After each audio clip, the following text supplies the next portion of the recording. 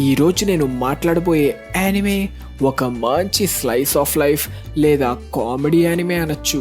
ఇది యాక్షన్ మాత్రమే కావాలనుకునే యానిమే ఫ్యాన్స్కి నచ్చకపోవచ్చు, కానీ ఇది చూస్తే మనసుకి చాలా ప్రశాంతంగా సంతోషంగా ఉంటుంది.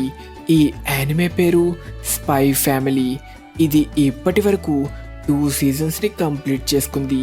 అవి పూర్తిగా క్రంచీ రోల్లో తెలుగులో కూడా అవైలబుల్గా ఉన్నాయి. ఈ కథలో మెయిన్ క్యారెక్టర్ లాయిడ్ అనే ఒక స్పై కాబట్టి తనకి అసైన్ అయిన ఒక మిషన్ని కంప్లీట్ చేయడం కోసం ఆన్యా అనే చిన్న పిల్లని దత్తత తీసుకొని యోర్ అనే అమ్మాయిని పెళ్లి చేసుకుంటాడు.